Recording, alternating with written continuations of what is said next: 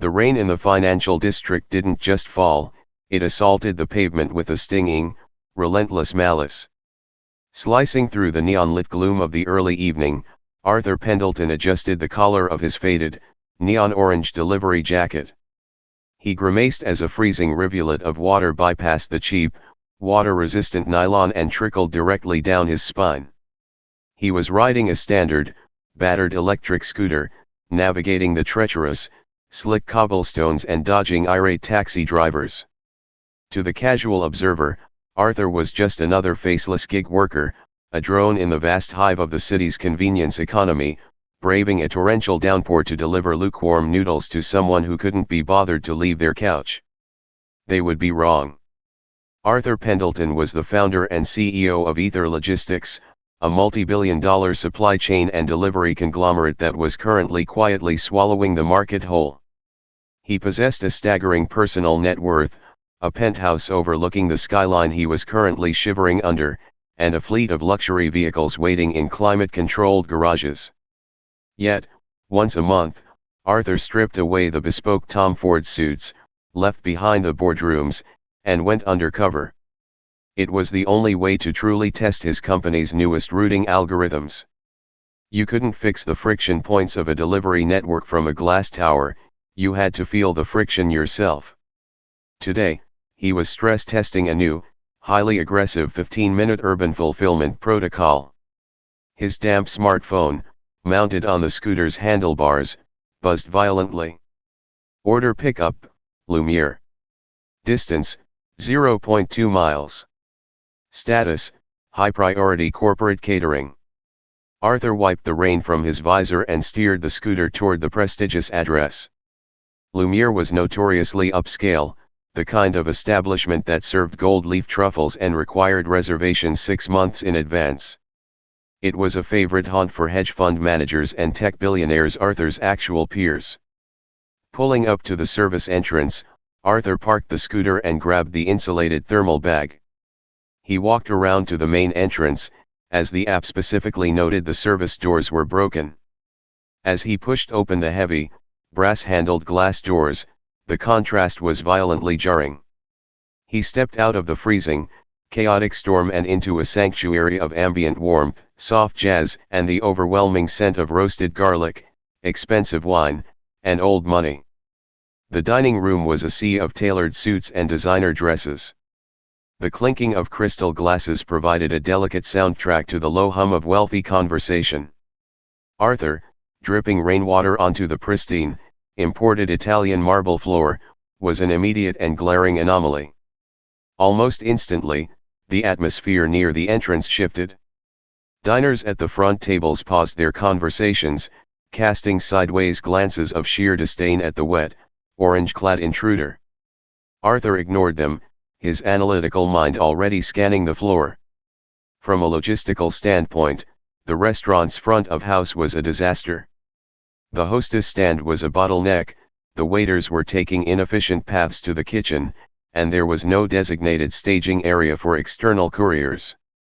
Amateur hour, Arthur thought to himself, mentally noting to short the parent company's stock if this was how they managed their premier locations.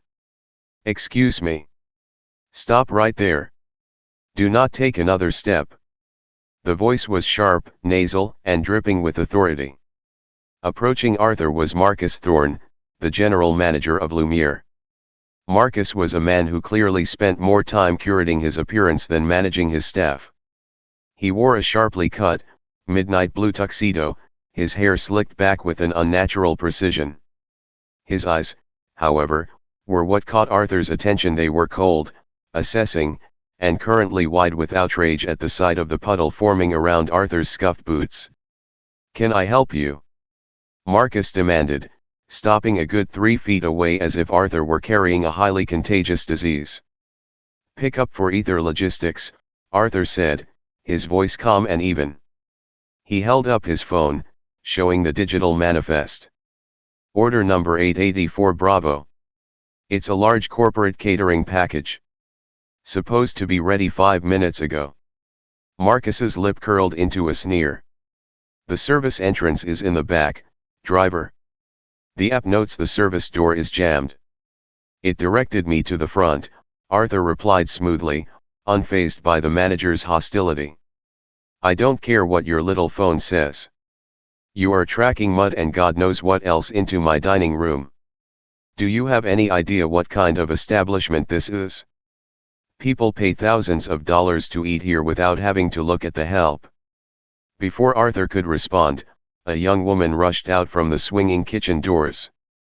She was wearing the standard Lumiere waitstaff uniform, carrying a massive, towering stack of 3 heavy cardboard catering boxes, awkwardly balancing a paper cup of espresso on the top flap. She looked exhausted, her hair falling out of its neat bun, but her eyes were kind. Mr. Thorne, I have the catering order, she panted, struggling under the weight. About time, Chloe, Marcus snapped, not offering to help her. Get it out of here. Give it to this person, and get back to table 4. They've been waiting for their sommelier for 10 minutes. Chloe practically staggered toward the front counter. Arthur, immediately seeing her struggling, stepped forward to take the heavy load from her. Let me help you with that, he said gently, reaching for the bottom box. Don't touch her. Marcus barked, stepping in between them to assert his dominance. You don't touch the staff, and you don't touch the food until it's officially handed over. Chloe, put it on the counter. Now. Startled by Marcus's sudden shout, Chloe flinched. She tried to lower the massive stack onto the polished mahogany host stand, but her grip slipped. The boxes tilted precariously. Arthur lunged forward to stabilize them, but Marcus, trying to aggressively shove the boxes toward Arthur to rush him out, slammed his hand against the side of the cardboard. The jolt was just enough. The poorly sealed cup of boiling hot espresso perched on top toppled over. The plastic lid popped off, and a geyser of scalding, dark liquid launched directly into the air. Time seemed to slow down. Arthur watched the liquid arc gracefully before splashing down directly onto Marcus Thorne's immaculate, bespoke Italian leather shoes and the lower cuffs of his tailored trousers. For 3 seconds, the front of the restaurant was dead silent. Even the jazz music seemed to quiet down. Then, Marcus erupted. My shoes! He shrieked, the polished veneer of the upscale manager vanishing instantly, replaced by a red-faced, unhinged tyrant. These are custom Berluti. Do you have any idea how much these cost? They cost more than your miserable life, you incompetent imbecile. Arthur stood perfectly still, his hands resting on the catering boxes. You shoved the box, Mr. Thorne. You caused the spill. Are you talking back to me? Marcus roared, stepping so close that Arthur could smell the stale mints on his breath. Diners were openly staring now, but Marcus didn't care. He was playing to an audience, asserting his petty power. You people are all the same. Uneducated, useless gig workers who can't even hold down a real job. You're the trash of the city, scraping by on pennies, and you come into my restaurant and ruin my property. Mr. Thorne, please, it was an accident, the lid was loose, Chloe stammered, stepping forward, her face pale with terror. She grabbed a handful of thick linen napkins from the host stand and knelt down, trying to dab at Marcus's shoes. Get up, Chloe.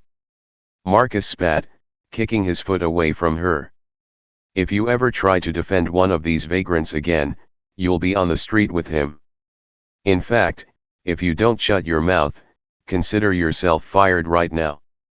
Chloe froze, tears brimming in her eyes. She desperately needed this job. Everyone in the service industry knew Lumiere paid the best tips in the district, even if the management was abusive. She slowly stood up, looking at Arthur with a profound, helpless apology in her eyes. Marcus turned his venom back to Arthur. You are going to clean this up. Right now. You are going to get on your hands and knees, and you are going to wipe this floor until I can see my reflection in it. Then, I am calling your pathetic little company and having you permanently banned from the platform. Arthur looked down at the puddle of espresso on the marble. He looked at the trembling waitress. Then, he looked up at Marcus. Behind the cheap, rain-spotted visor, Arthur's mind was a steel trap snapping shut. He didn't feel humiliated, he felt a clinical, icy clarity. He was looking at a man whose entire sense of self-worth was tethered to a false sense of superiority, built on a foundation of a job he likely hated. Arthur did not get on his knees. He didn't raise his voice. He simply adjusted the collar of his jacket, stood to his full height, which was an inch taller than Marcus, and stared into the manager's eyes with a gaze so cold, so heavy with unspoken authority, that Marcus subconsciously took a half step back. "A man's worth," Arthur said, his voice dropping an octave, slicing through the tension in the room like a scalpel, "is not determined by the uniform he wears. Nor is it determined by the price of the shoes he ruins with his own clumsiness."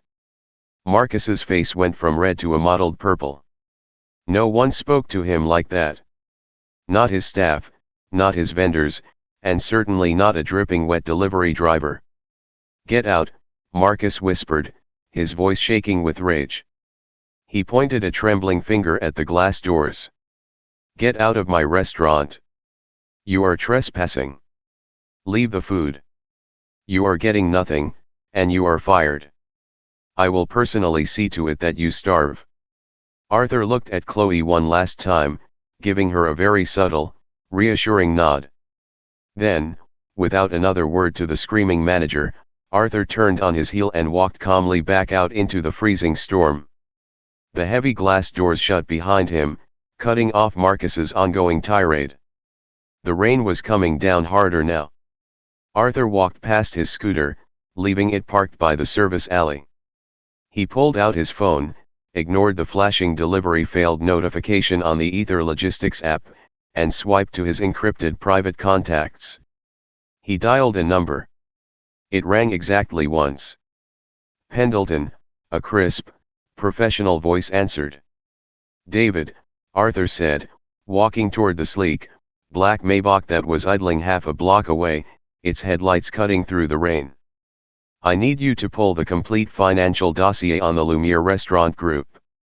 Debt structure, shareholder equity, overhead, everything. Right away, sir. Are we looking at a partnership?" Arthur reached the car. A man in a tailored suit instantly popped out with a large umbrella, opening the rear door for him. Arthur slid into the heated, leather-scented interior, peeling off the wet nylon jacket. He looked out the tinted window, staring back at the warm, glowing lights of the restaurant he had just been thrown out of. He thought of the arrogant manager in his ruined shoes, and the terrified waitress trying to do the right thing. A slow, predatory smile touched the corners of his mouth. "No, David," Arthur replied softly, the coldness returning to his eyes. "We aren't looking at a partnership. We're looking at an acquisition." The door of the armored Maybach shut with a heavy, vacuum-sealed thud, instantly cutting off the howling wind and the torrential downpour of the financial district. Inside the cabin, the atmosphere was entirely different. It smelled of rich, unblemished cedar, aged leather, and the faint, ozone crispness of purified air. Arthur Pendelton sank into the rear executive seat. He didn't shiver, though his clothes were soaked through beneath the cheap nylon jacket. He simply unzipped the neon orange garment, peeling it off with a quiet sigh of relief, and dropped it onto the floor mat. In the front seat, separated by a soundproof glass partition, his driver, Thomas, kept his eyes on the road, seamlessly merging the massive vehicle into the chaotic evening traffic. Beside Arthur, seamlessly integrated into the armrest, a sleek OLED communication panel blinked softly. "I have David on the encrypted line, sir," the vehicle's AI assistant chimed softly. Arthur tapped the screen. "Go ahead, David." "Arthur," David's voice came through the surround sound speakers, sharp and highly alert. David was Ether Logistics Executive Vice President of Mergers and Acquisitions, a man who slept perhaps 3 hours a night and considered corporate raiding a competitive sport. "I'm running the initial queries on the Lumiere franchise now. The parent entity is a holding company called Crestview Dining Group. Publicly traded, mid-cap, heavily leveraged. What exactly is our angle here? We don't typically acquire brick-and-mortar fine dining unless we're converting them into automated dark kitchens. That is exactly the angle, David, but with a twist, Arthur said, reaching into a hidden compartment to retrieve a dry, cashmere sweater. He pulled it over his head, relishing the immediate warmth. I want a complete autopsy of their financials on my desk by the time I reach the penthouse. Focus on their debt maturity, shareholder equity, and specifically, the individual profit and loss statements for their flagship locations. Understood. Give me 10 minutes. The line clicked silent. Arthur leaned his head back against the headrest and watched the blurred, neon-streaked city slide past the tinted, rain-streaked windows. He closed his eyes, replaying the scene in the restaurant. The way Marcus Thorne's face had contorted into a mask of ugly, elitist rage. The way the veins had bulged in his neck as he screamed at a girl who was just trying to do her job. The absolute certainty in the manager's voice when he declared Arthur to be trash. Arthur wasn't angry. Anger was an undisciplined emotion, a chaotic burn that clouded judgment. What Arthur felt was a cold, calculating gravity. Marcus Thorne was a symptom of a diseased corporate culture. He was a middle manager drunk on a tiny sliver of perceived power, terrorizing those beneath him because he believed his position made him untouchable. Arthur intended to test the tensile strength of that belief. 20 minutes later, the Maybach glided into the subterranean, highly secured private garage beneath the Ether Logistics Global headquarters. A dedicated, biometric locked elevator whisked Arthur up 85 floors, bypassing the corporate levels entirely, and depositing him directly into his sprawling, ultra-modern penthouse. The space was a masterpiece of minimalist design. Floor-to-ceiling smart glass offered a 360-degree panoramic view of the sprawling metropolis, its millions of lights twinkling like a fallen constellation. Arthur bypassed the kitchen and walked straight into his command center, a sunken room dominated by a massive, curved glass desk and a wall of bezel-less monitors. He poured himself a 2-finger measure of 20-year-old Macallan, took a slow, appreciative sip, and sat down. As if sensing his presence, the monitors flared to life. David's face appeared on the center screen, framed by a dizzying array of cascading spreadsheets, stock charts, and legal documents. All right, Arthur. I have the autopsy, David said, pushing his glasses up the bridge of his nose. And frankly, it's a bloodbath. Crestview Dining Group is a sinking ship. They aggressively expanded 3 years ago, taking on massive short-term, high-interest loans to open 30 new mid-tier restaurants across the East Coast. Then the market shifted, foot traffic dropped, and delivery apps, mostly ours, ironically ate their margins alive. Arthur swirled the amber liquid in his glass. How close are they to default? Weeks, David replied flatly. Maybe days. They have a $120 million balloon payment due at the end of the quarter, and their cash reserves are practically non-existent. Their board of directors is panicking. They've been quietly shopping the company around to private equity firms, hoping for a bailout, but no one wants to touch their toxic debt. If they are bleeding that badly, Arthur leaned forward, his eyes narrowing, how is Marcus Thorne strutting around the financial district location like a king? David tapped his keyboard, and a specific pie chart expanded on Arthur's left monitor. Because of this. That specific location, Lumiere Financial District, is their golden goose. It is the only property in their entire portfolio operating at a massive, sustained profit margin.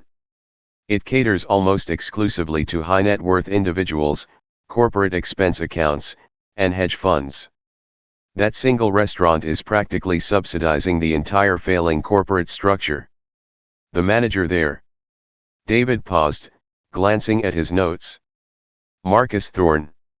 He's pulling in record numbers. The corporate office treats him like royalty because if he leaves or if that location dips in revenue, the entire company collapses. Arthur smiled. It wasn't a warm smile, it was the smile of a chess grandmaster seeing mate in 5 moves. The puzzle pieces clicked together with satisfying precision. Marcus's arrogance wasn't just personality, it was structural. He knew he was the only thing keeping his bosses out of bankruptcy court, which made him feel invincible. He thinks he is the keystone, Arthur murmured, setting his glass down. Excuse me? David asked. Nothing. Just an observation on corporate hubris. Arthur pulled up a digital map of the city, overlaying Ether Logistics' current fulfillment zones. David, look at the geographical placement of that Lumiere branch. It's sitting dead center in our highest density premium delivery zone. We've been looking for a flagship location to launch Ether Black, our ultra premium, white glove culinary delivery tier. David's eyes widened as he caught onto Arthur's train of thought. You want to buy Crestview Dining, strip away the failing mid-tier restaurants, and keep the Lumiere brand as the anchor for Ether Black. Precisely. We absorb their premium real estate, we integrate their Michelin-level kitchens into our routing algorithm, and we instantly dominate the high-end catering market. It is a highly strategic acquisition. The fact that I was personally insulted there tonight is just. Arthur paused, finding the right word. A synergistic bonus. Arthur, even if they are desperate, a standard acquisition takes months of due diligence, shareholder votes, regulatory filings. I don't want a standard acquisition, Arthur interrupted, his voice dropping into the terrifyingly calm tone that usually preceded a major industry disruption. I want a hostile, overwhelming, premium buyout. Right now. David was silent for a moment, his fingers hovering over his keyboard. You want to bypass the open market? Yes. Crestview stock closed today at $14.20 a share. I want you to draft an immediate tender offer for the controlling block of shares. Offer them $22 a share in pure cash. No contingencies, no dragged out due diligence. We absorb their debt, we take the assets, and we save their board of directors from personal financial ruin and public humiliation. David let out a low whistle. A 55% premium over market value. Arthur, that's going to cost north of $300 million in liquid capital. For a restaurant group. It's not for a restaurant group. It's for the infrastructure of our next $10 billion vertical, Arthur corrected him. And frankly, I want the keys tomorrow. Draft the term sheets. Mobilize the legal team. Wake up the partners at our law firm if you have to. I want the offer sitting in the inbox of the Crestview CEO and every single board member before they wake up. They'll think it's a joke, or a scam, David warned. Have the funds escrowed and verified by Goldman Sachs by 3 a.m. When they see the cash is real, and the premium is that high, they won't hesitate. They are drowning men, David. We are tossing them a gold-plated life raft. They will sign. All right. I'm initiating the war room protocols now, David said, the thrill of the hunt bleeding into his voice. When do you want the final signatures? Arthur looked at the digital clock on his desk. It read 9:45 p.m. I want the controlling rights finalized, signed, and legally binding by 8 a.m. tomorrow, Arthur stated. I have a scheduled, follow-up visit at the Lumiere location at noon. I want to be the undisputed owner of the building, the brand, and the employment contracts before I walk through those doors. Consider it done, boss. It's going to be a long night for the lawyers. Make sure they are well compensated for their lost sleep, Arthur said. Keep me updated on every milestone. Will do. Good night, Arthur. The screens blinked out, returning to the ambient, starry view of the city skyline. Arthur sat alone in the quiet hum of his penthouse. He picked up his glass and finished the scotch in one smooth motion. He stood up and walked away from the command center, moving down the long, gallery-lit hallway toward his master bedroom. He passed a massive walk-in closet, large enough to be a boutique, lined with rows of immaculate, custom-tailored suits, rows of polished Italian leather shoes far finer than the ones Marcus Thorne had wept over, and drawers of expensive watches. Arthur didn't glance at any of it. He walked to the laundry room off the side of the master suite. Resting on a drying rack, still slightly damp from the torrential rain, was the cheap, neon orange Ether Logistics delivery jacket. He reached out and touched the coarse nylon fabric. Tomorrow, he was going to fire a man. But he wasn't going to do it as Arthur Pendelton, the billionaire titan of industry in a three-piece suit. He was going to do it as the exact same delivery driver who had been thrown out into the rain. He was going to dismantle Marcus Thorne's entire worldview, piece by piece, wearing the uniform of the very people Marcus despised. Arthur smiled in the quiet of his home. Tomorrow was going to be an exceptionally productive day. At 4:15 a.m., the corporate headquarters of Crestview Dining Group, located on the 42nd floor of a midtown high-rise, was usually a tomb of silent marble and dormant computers. On this particular Wednesday, however, it looked like the command center of a sinking battleship. Richard Vance, the 62-year-old chief executive officer of Crestview, sat at the head of a massive mahogany conference table, his face buried in his hands. He was wearing the crumpled suit he had fallen asleep in on his office sofa. For the past 6 months, Richard had been watching his life's work slowly suffocate under a mountain of toxic, short-term debt. He had laid off hundreds of employees, shuttered underperforming locations, and spent his days begging private equity vultures for a lifeline. They had all laughed him out of the room. By all metrics, Crestview was going to file for Chapter 11 bankruptcy by Friday. Then, at 3:30 a.m., his phone had rung. It was his chief financial officer, hyperventilating. Now, the entire executive board was either present in the room, clutching oversized mugs of bitter coffee, or dialed in via a secure conference line. The only illumination came from the harsh, fluorescent overheads and the glaring light of a projector displaying a single, multi-page PDF document sent from an anonymous holding company heavily fortified by an army of elite corporate lawyers. "Read it to me again," Richard croaked, his voice raw. "The top line numbers. Tell me I'm not hallucinating." The CFO, a nervous man named Elliot, pushed his glasses up his nose. His hands were shaking so violently that the papers rattled.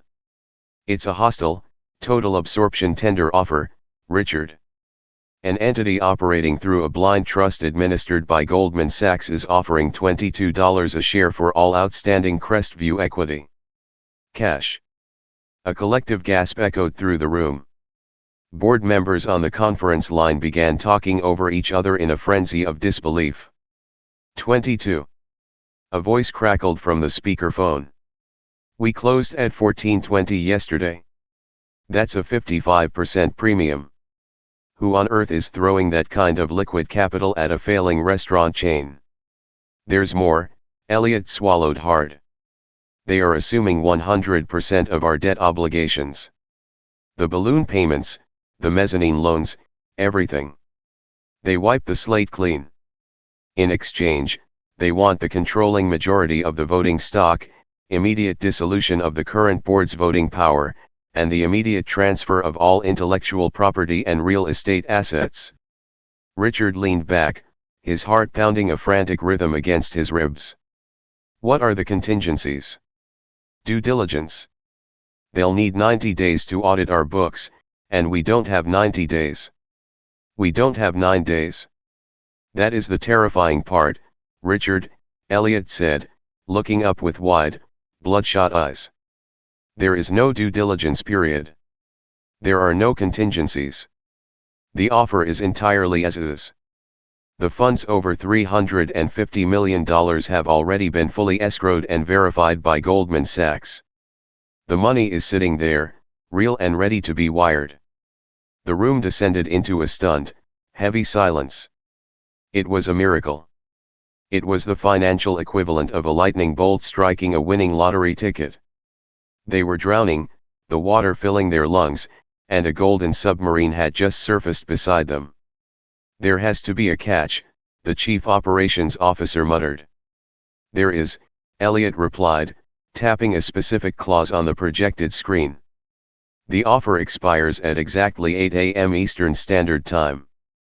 If the board has not unanimously signed the digital transfer agreements by then, the escrow account dissolves, and the offer is permanently revoked. They are demanding an immediate surrender." Richard didn't even hesitate. He looked around the room at the exhausted, defeated faces of his colleagues. "Call the vote," he ordered, his voice suddenly steady. "We take the money. We save the company, we save our own skins, and we let whoever this lunatic is deal with the wreckage." The vote took less than 3 minutes. It was unanimous. At exactly 7:45 a.m., the frosted glass doors of the Crestview boardroom swung open. A team of 6 men and women in razor-sharp, custom-tailored suits marched in, carrying sleek titanium briefcases. They moved with the synchronized, predatory grace of an apex legal team. At the head of the formation was David, Ether Logistics Executive Vice President of Mergers and Acquisitions. David didn't look tired. He looked invigorated. "Good morning, gentlemen," David said, his voice brisk and devoid of any warmth. He did not offer his hand to shake. "I trust the documentation is in order." Richard Vance stood up, smoothing his wrinkled tie. "It is. We've signed the electronic transfers.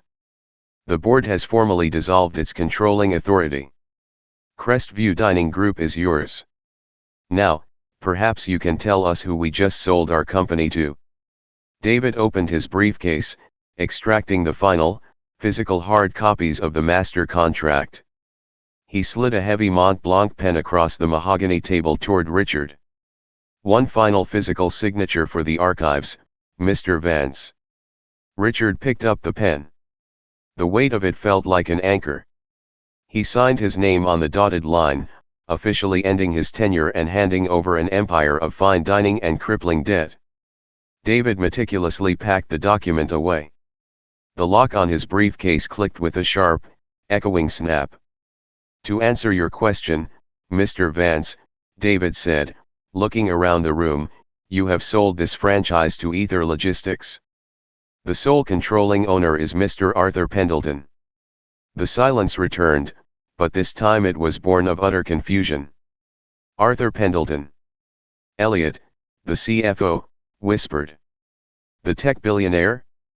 The supply chain guy?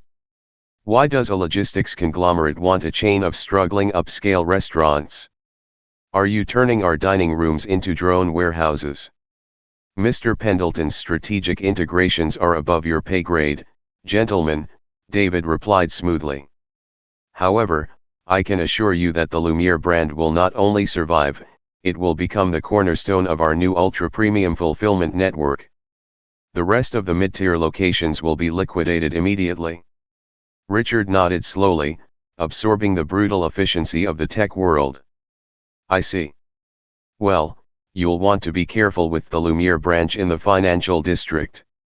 The manager there, Marcus Thorne, is a bit of a prima donna, but he is a savant. That location is the only thing that kept us afloat this long. You need to keep him happy." A strange, almost imperceptible smirk ghosted across David's face. "Mr. Pendleton is intimately aware of Mr. Thorne's unique management style. In fact, that brings me to my final point." David turned his attention away from the former CEO and scanned the room until his eyes locked onto 2 specific individuals sitting near the back.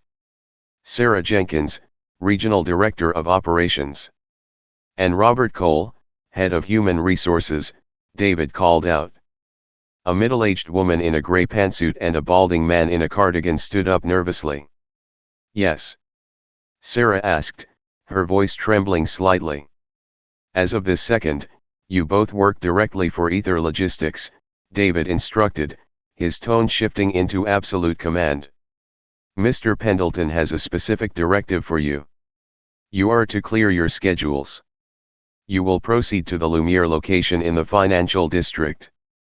You are to be standing inside the main lobby at exactly 12 p.m. today. Do not be late. Do not alert the staff. Robert, the HR head, frowned. A site inspection? On day 1? Usually, we give the general managers at least a week's notice before new ownership visits so they can prep the staff and Mr. Pendelton does not want a prepped staff, Mr. Cole, David interrupted, his eyes turning cold. He wants an authentic representation of the establishment's culture. You will be there at noon. You will wait for his arrival.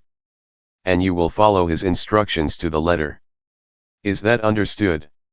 Why yes, absolutely, Sarah stammered, exchanging a terrified look with Robert. Excellent. Gentlemen, it's been a pleasure doing business. David turned on his heel, his legal team falling into step behind him, and swept out of the boardroom, leaving the former executives of Crestview alone in the wake of the hurricane. Miles away, high above the awakening city, Arthur Pendelton stood by the floor-to-ceiling windows of his penthouse. The torrential rain of the previous night had broken, leaving behind a crisp, painfully bright morning. The city below was a sprawling, complex machine, and Arthur loved nothing more than fine-tuning machines.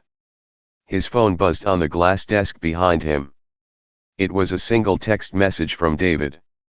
Ink is dry. The board has surrendered. You own 100% of the franchise. Jenkins and Cole are briefed for noon. Arthur didn't smile. He simply locked the screen of his phone and walked away from the window. He moved through the sprawling penthouse, bypassing the kitchen where a private chef had prepared a spread of fresh fruit and artisanal pastries. He wasn't hungry. His mind was already calculating the operational overhaul of the Lumiere kitchens, the integration of Ether's proprietary thermal packaging, and the optimal routing algorithms for delivering a Michelin-quality steak without losing a degree of heat. But before the macro-level restructuring could begin, there was a micro-level infection that needed to be surgically excised. Arthur walked into his vast walk-in closet. The motion sensors activated, bathing rows of immaculate Tom Ford suits, Brioni ties, and polished Berluti Oxfords in soft, warm light. These were the armaments of his daily life, the uniform of a billionaire titan who moved markets with a whisper. He walked right past them. He opened a small, nondescript side door that led to his utility and laundry room. Hanging on a simple metal rack, perfectly dry but still smelling faintly of city rain and exhaust fumes, was the neon orange Ether Logistics delivery jacket. Beside it on the floor sat a pair of scuffed, water-stained work boots. Arthur methodically stripped off his comfortable morning clothes. He pulled on a plain, faded black t-shirt, durable denim jeans, and the scuffed boots. Finally, he shrugged his broad shoulders into the cheap, crinkling nylon of the delivery jacket. He zipped it up to his collar. He stepped over to a full-length mirror mounted on the wall. The man staring back at him was not a CEO. He was not a billionaire. He was a faceless cog in the gig economy. He was the invisible man who brought the city its food, its packages, its lifeblood, while being entirely ignored by the people he served. He was the man Marcus Thorne had deemed less than human. Arthur adjusted the cuffs of the jacket, his eyes hardening into twin chips of flint. Marcus Thorne believed that power resided in the tailored cut of a suit, the price tag on a pair of shoes, and the ability to punch down without consequence. Today, at high noon, Arthur Pendelton was going to teach him a brutal, unforgettable lesson about where true power actually lived. Arthur grabbed his helmet, turned his back on the luxury of the penthouse, and headed for the elevator. It was time to go to work. The midday lunch rush at Lumiere was less of a meal service and more of a tightly choreographed theatrical performance.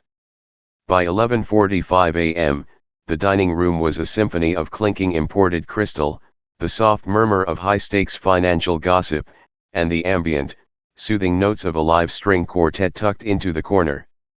Sunlight streamed through the massive floor-to-ceiling windows, catching the dust motes dancing above tables occupied by hedge fund managers, tech executives, and old money socialites.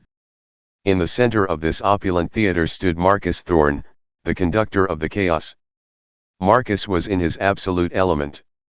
Having discarded the slightly damp tuxedo from the previous night's disaster, he was now adorned in a freshly pressed, dove gray Tom Ford three-piece suit. On his feet gleamed a brand new pair of chestnut brown Oxford shoes, overnight to his apartment to replace the espresso-stained casualties. He paced the floor with the rigid, arrogant posture of a feudal lord inspecting his fiefdom. To Marcus, Lumiere was not a restaurant, it was his personal kingdom. He knew that his location was the solitary pillar keeping the Crestview dining group from utter collapse. The corporate executives cowered before him, indulging his tantrums and exorbitant salary demands because they were terrified he would leave and take his elite clientele with him. This knowledge had inflated his ego to monstrous proportions. He believed himself entirely untouchable, a god among the working-class insects that populated the city. Table 7 needs their water refreshed, and why is the sommelier dawdling with the 96 DOM Perignon? Marcus hissed, snapping his fingers at a passing busboy who flinched violently at the sound. Move. Do I have to do everything myself in this miserable place? Across the dining room, Chloe was balancing a heavy silver tray laden with 3 plates of seared Wagyu beef and truffle risotto. Her arms ached, and her eyes were underlined with dark circles of exhaustion. She had barely slept. The threat of termination Marcus had leveled at her the previous night hung over her head like a guillotine blade. She was a pre-med student drowning in tuition debt, and the tips at Lumiere were the only thing keeping her from eviction. She navigated the narrow spaces between the plush velvet chairs with a tense, breathless caution, terrified of making even a microscopic error that would give Marcus the excuse he needed to finally fire her. As the antique grandfather clock in the foyer began to chime 12 times, signaling high noon, the heavy brass and glass front doors of the restaurant smoothly slid open. The ambient noise of the bustling financial district bled into the serene dining room for a fraction of a second before the doors closed. But it wasn't the noise that drew the immediate, collective stare of the front of house staff and the patrons seated near the entrance. It was the visual assault of a neon orange, scuffed, rain-stained nylon jacket. Arthur Pendelton stepped onto the pristine Italian marble floor. He wore the exact same faded black t-shirt, the same durable work jeans, and the same heavy, scuffed boots from the night before. In a room awash in neutral tones, expensive silk, and tailored wool, Arthur stuck out like a glaring, offensive siren. He held no thermal delivery bag today. He simply stood just inside the threshold, his hands resting casually in his pockets, his posture relaxed but radiating an immovable, heavy stillness. A ripple of profound discomfort washed over the front tables. A wealthy woman dripping in pearls actually pulled her Hermes Birkin bag closer to her chest, glaring at Arthur as if he had tracked toxic waste onto the carpet. The hostess, a young woman hired specifically for her striking looks and usually unflappable demeanor, froze completely, her mouth slightly open in shock. From across the room, near the expansive mahogany bar, Marcus Thorne turned around. For a terrifying, suspended moment, Marcus's brain simply refused to process the visual information his eyes were transmitting. It was impossible. He had permanently banned this pathetic gig worker. He had humiliated him. He had stripped him of his dignity in front of an audience. People like this delivery driver were supposed to crawl back into the gutters they came from and never return to the places where their betters dined. Then, the shock morphed into a tidal wave of blinding, unadulterated rage. The veins on Marcus's neck instantly bulged against the stiff collar of his designer shirt. His face flushed a dark, mottled crimson. "You," Marcus whispered, the word carrying a venomous weight that cut through the polite chatter of the room. He didn't walk toward Arthur, he stormed. He marched across the dining room floor, his new leather shoes clicking aggressively against the marble, ignoring the startled looks of his most important VIP customers. He was a bull seeing red, and Arthur was the matador standing perfectly still. "What in the name of God do you think you are doing here?" Marcus roared as he closed the distance, his voice echoing off the high, vaulted ceilings. The string quartet in the corner faltered, the cellist hitting a discordant note as they stopped playing entirely. The entire restaurant fell deathly silent. Hundreds of eyes turned to watch the spectacle. Arthur did not flinch. He didn't take a step back. He simply looked at Marcus with the detached, clinical curiosity of a scientist observing a particularly volatile chemical reaction.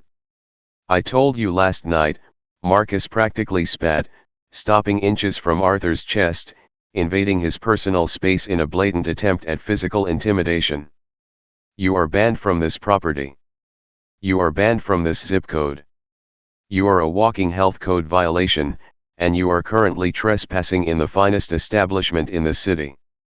"I don't have a delivery to pick up today, Marcus," Arthur said.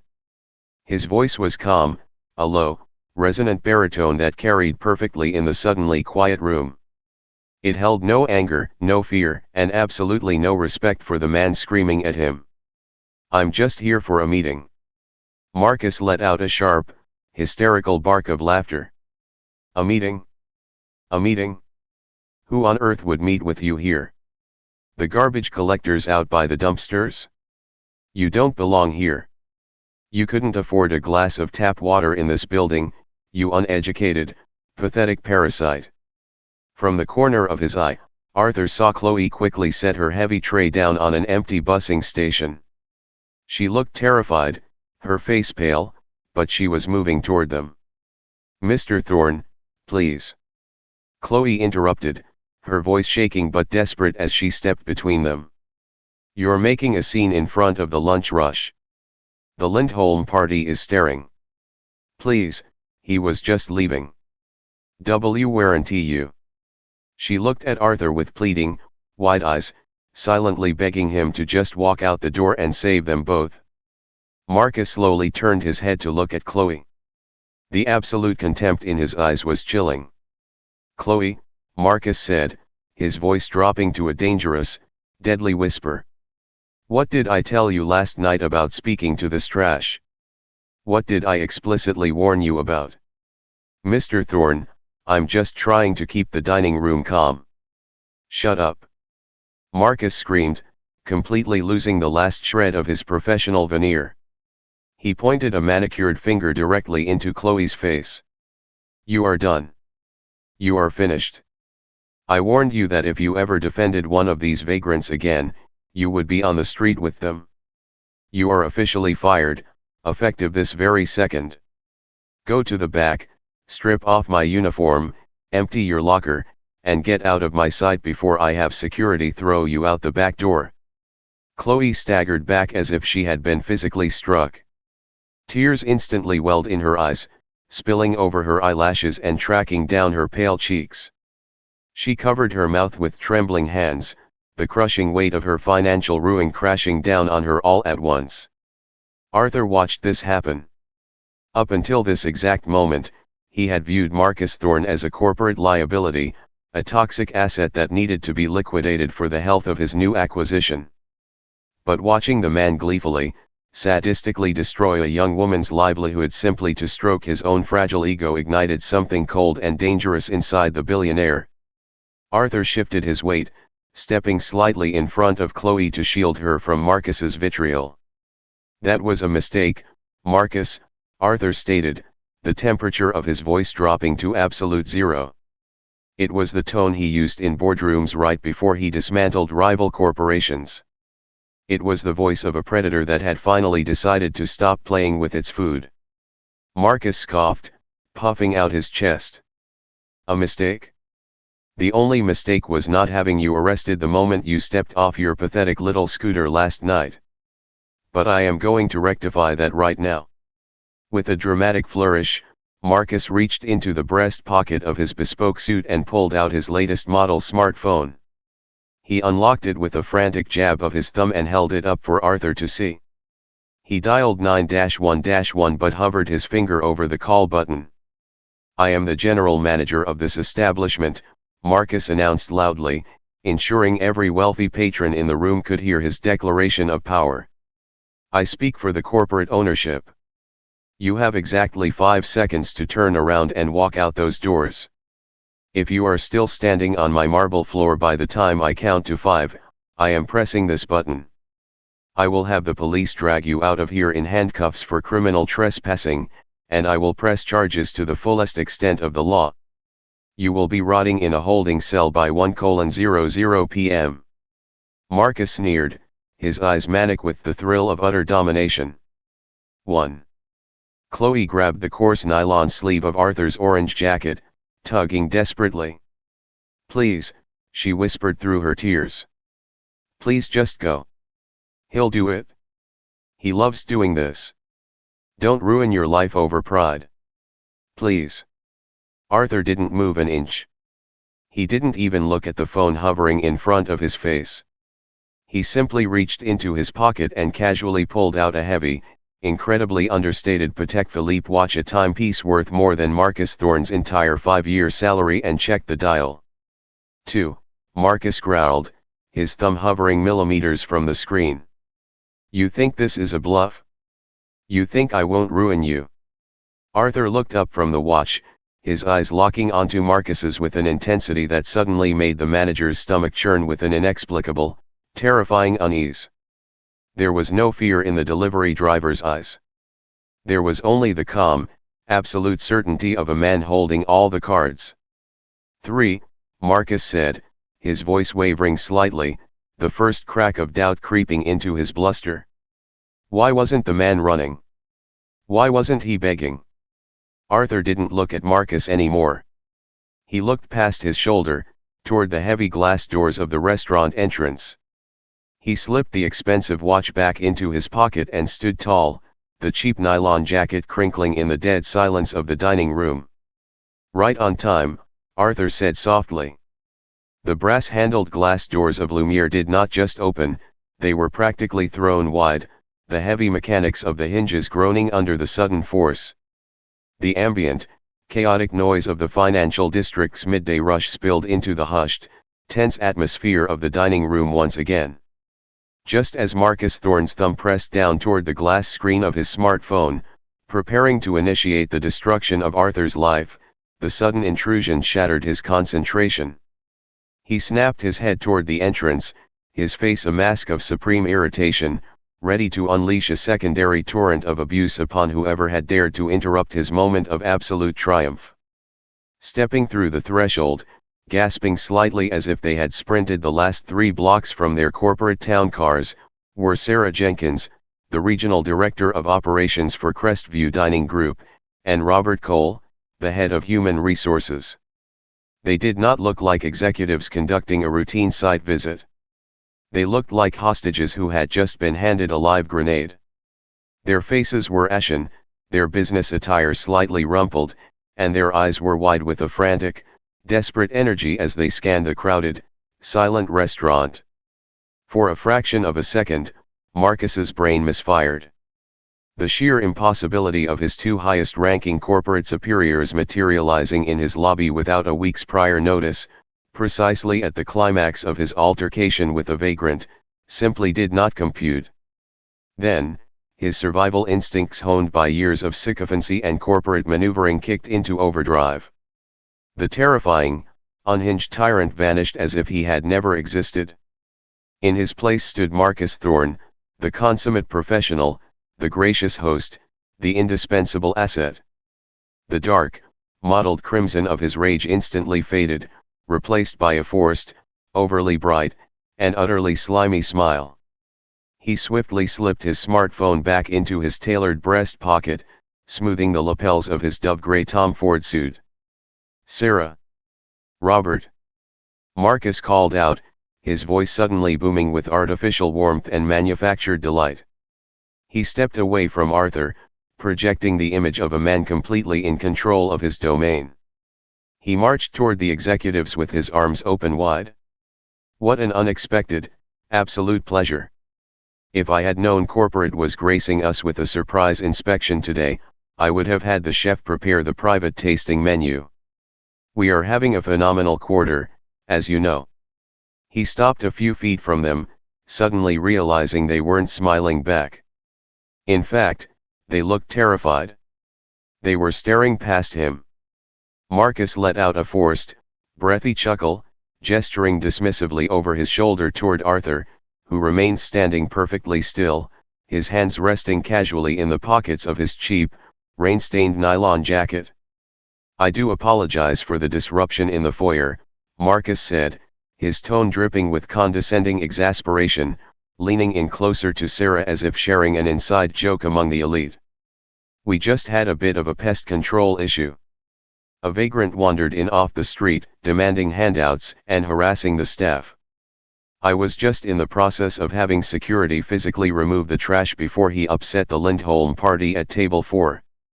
You know how these gig workers are: no boundaries, no education, absolutely no class."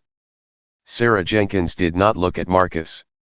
She did not acknowledge his greeting, nor did she return his smile. Her eyes, wide and panicked, remained locked entirely on the tall man in the neon orange jacket. Robert Cole, a man who usually wilted under Marcus's aggressive personality, was sweating profusely. He clutched a thick leather portfolio to his chest as if it were a shield. "Move aside, Marcus," Sarah said. Her voice wasn't her usual corporate chirp, it was a hollow, trembling rasp that sent a sudden, icy shard of pure dread directly into Marcus's stomach. "Sarah, I assure you, it's under control," Marcus began, his fake smile faltering slightly at the edges. "I said, move out of the way," Sarah snapped, her tone suddenly vibrating with a desperate, terrified authority. She physically pushed past Marcus, her shoulder bumping against his expensive silk tie. Robert scrambled quickly behind her, treating Marcus as if he were a piece of inconvenient furniture. The two senior executives of the Crestview dining group marched straight across the Italian marble floor, their expensive shoes clicking in the dead silence of the dining room. They stopped exactly 3 feet in front of Arthur Pendelton. Marcus turned around, his mind reeling, a cold sweat breaking out across the back of his neck. What was happening? Why were they engaging with the delivery driver? He watched, paralyzed by an escalating sense of sheer, unadulterated panic, as the impossible unfolded before his eyes. Sarah Jenkins, a woman who commanded dozens of restaurants and hundreds of employees, slowly lowered her head. She bowed. It wasn't a polite nod, it was a deep, deferential bow of absolute submission. Robert Cole immediately mirrored the gesture, his hands shaking so violently that the leather portfolio tapped against his belt buckle. "Mr. Pendelton," Sarah said, her voice carrying clearly across the breathless silence of the dining room. The hedge fund managers and tech executives seated at the front table suddenly sat up straighter. The name Pendelton echoed through the room like a gunshot. Whispers instantly ignited among the wealthy clientele. "Pendelton? As in Ether Logistics? The billionaire? Here." Sarah swallowed hard, visibly terrified. "Mr. Pendelton, on behalf of the former executive board of Crestview Dining Group, I am here to formally confirm that the digital transfer of assets is legally binding. The escrow has cleared. The paperwork is finalized." Robert Cole stepped forward, fumbling with the clasp of his portfolio. He pulled out a thick stack of legal documents stamped with the seal of Goldman Sachs and Ether Logistics. He held them out with trembling hands. "Yes, sir. The entire franchise, all intellectual property, all real estate holdings, and all current employment contracts are now solely owned by you. We are at your absolute disposal. What are your first orders as the sole proprietor of this company?" The silence that fell over Lumiere was no longer just quiet, it was absolute, suffocating, and absolute zero in temperature. It was the silence of a vacuum, sucking the air out of the room. The blood drained from Marcus Thorne's face with such violent speed that his skin took on the waxy, translucent pallor of a corpse. The perfectly curated facade of his existence shattered into a million microscopic fragments. The floor seemed to tilt wildly beneath his chestnut brown Oxford shoes. He couldn't breathe. He couldn't swallow. His brain looped the words over and over again in a horrific, deafening mantra. Sole proprietor. Owned by you. Mr. Pendelton. The vagrant. The delivery driver. The uneducated trash he had humiliated, screamed at, and tried to have arrested. He was Arthur Pendelton.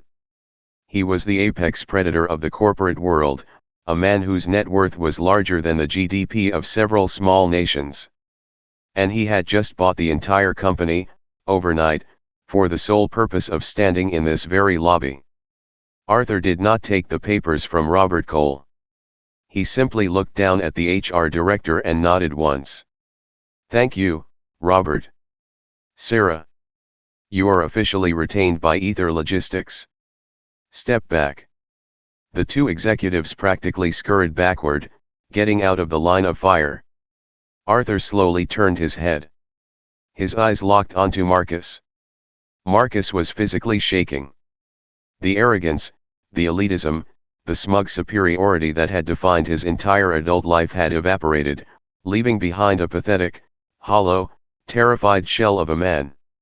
His mouth opened and closed silently, like a fish pulled from the ocean and tossed onto a searing hot dock. He raised a trembling hand, trying to formulate a sentence, a defense, an apology, anything to stop the avalanche that was about to crush him. "MMR Pendleton," Marcus stammered, his voice cracking into a high, reedy whine. I didn't know. Sir, you must understand, you were wearing the jacket, the rain, it was a misunderstanding. It was protocol. I was protecting the integrity of the establishment. Stop talking, Arthur said. He didn't yell. He didn't raise his voice. He didn't need to. The sheer, crushing gravity of his tone hit Marcus like a physical blow, silencing him instantly. Arthur took one slow, deliberate step forward. The cheap nylon of his orange jacket crinkled sharply. To Marcus, it sounded like the cocking of a guillotine. "Last night, Marcus," Arthur began, his voice a low, methodical rumble that resonated in the chest of every person in the room, "you told me that my life was miserable. You told me that I was an uneducated parasite. You informed me, with absolute certainty, that a man's worth is entirely dictated by the uniform he wears and the price of the shoes on his feet." Arthur paused, letting the silence hang, letting the utter humiliation of the moment marinate in Marcus's soul. The wealthy patrons watched in rapt fascination, witnessing the brutal, public execution of a tyrant they had all secretly despised. "You believed that because you held the title of general manager, you possessed the divine right to inflict cruelty on those you deemed beneath you," Arthur continued, his eyes devoid of any pity. "You believed you were untouchable because this specific location generated enough capital to keep your failing corporate masters afloat. You thought you were the keystone of the empire." Arthur reached into the pocket of his jeans. He didn't pull out a phone to call the police. He pulled out a sleek, black titanium keycard, the master override card for the entire Ether Logistics global network. He flipped it casually between his fingers. "But you fundamentally misunderstood the nature of power, Marcus. True power isn't about screaming at waitstaff or crying over spilled espresso on custom Berluti shoes. True power is the ability to look at a fundamentally broken system, a toxic culture built on the backs of terrified employees, and decide to dismantle it." Arthur gestured vaguely to the dining room. "I didn't buy this company because I wanted a restaurant, Marcus. I bought it because this prime real estate is exactly where I intend to launch Ether Black, our new ultra-premium culinary fulfillment division. The Crestview brand is dead. This building is now a logistical hub. And you?" Arthur stepped directly into Marcus's personal space, looking down at the shaking, hyperventilating manager. "You are a liability. You foster a hostile work environment. You represent everything I despise in corporate middle management. You told me last night that you would personally see to it that I starved. Let's see how you fare in the open market with a termination for gross misconduct on your permanent record. Marcus fell to his knees.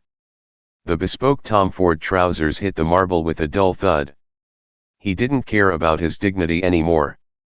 He cared about his six-figure salary, his stock options, his entire identity, which was entirely wrapped up in this single room. Please. Marcus begged, tears streaming down his face, his voice echoing pathetically across the dining room. Please, Mr. Pendelton. I'll do anything. I'll take a pay cut. I'll wash the dishes. I'll apologize publicly. You can't do this. I built this place. I have a mortgage, I have car payments, please, I am begging you.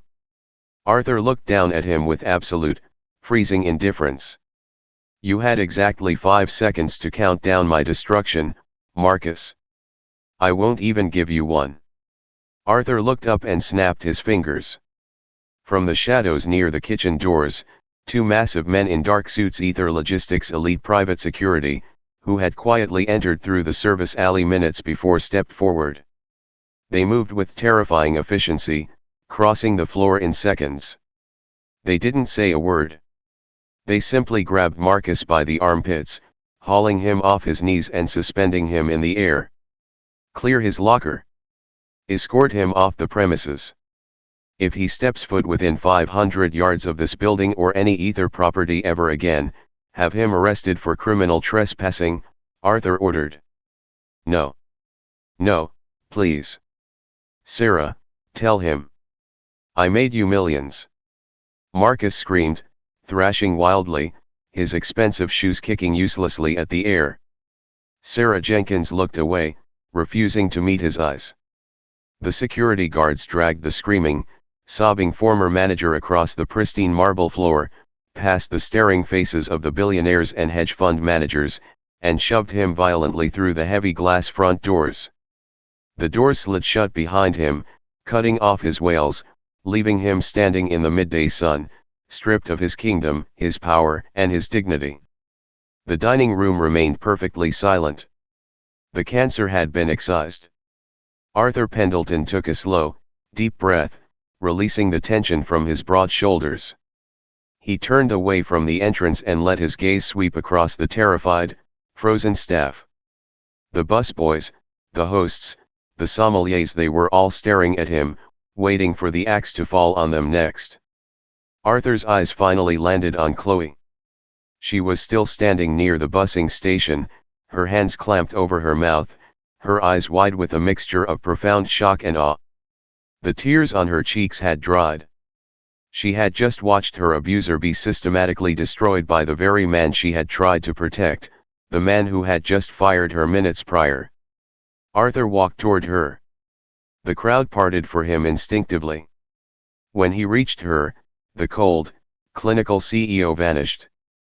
His face softened, returning to the quiet, observant man she had met the night before. Chloe, Arthur said gently. Why yes, sir. Mr. Pendelton, sir. She stammered, her voice shaking. Last night, when there was absolutely no benefit to you, and at great risk to your own livelihood, you chose to show kindness to a stranger. You tried to take the blame. You offered me napkins when the man in charge treated me like dirt, Arthur said, his voice warm and resonant. You demonstrated integrity under intense pressure. That is a rare commodity in my world. It's certainly something your former boss lacked entirely. Chloe sniffled, lowering her hands. It wasn't right how he was treating you. Nobody deserves that. No, they don't, Arthur agreed. He gestured to the restaurant around them. As of today, Lumiere is undergoing a massive transitional phase. We are integrating new technology, retaining the kitchen staff, and overhauling the entire management structure.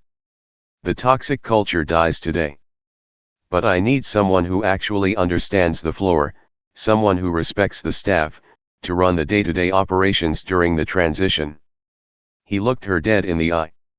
Chloe, how would you like to be the new general manager of this location? The silence returned, but this time, it was born of utter astonishment. The waitstaff gasped. The young pre-med student, who was carrying a tray of dirty dishes 5 minutes ago, just had her entire life rewritten. Chloe stared at him, her jaw practically hitting the floor. Me? But I'm just a waitress. I'm a student. I don't know how to run a corporate franchise. You know how to treat people with respect. I can teach you the logistics. Ether has an army of accountants to handle the spreadsheets. Arthur smiled, a genuine, rare expression that reached his eyes. Your salary is quadrupled, effective immediately. Full benefits, full tuition reimbursement, and a direct line to my office. If anyone gives you trouble, you let me know. He reached out and gently patted her shoulder. Take the rest of the day off, Chloe. Go celebrate. Tomorrow, we get to work. Before she could form words, before she could break down into a fresh wave of grateful tears, Arthur turned away. He looked at the stunned string quartet in the corner. You can resume playing, he instructed mildly. He walked back across the dining room, the neon orange jacket practically glowing in the midday sun. He pushed through the heavy glass doors, stepping out into the chaotic, noisy reality of the city. He walked past a sobbing Marcus Thorne, who was sitting on the curb with his head in his hands, completely ignoring the broken man. Arthur Pendleton climbed onto his battered electric scooter, adjusted his cheap helmet, and merged flawlessly into the heavy traffic. He had a logistics empire to run, algorithms to test, and a world to optimize. But for today, the delivery was complete.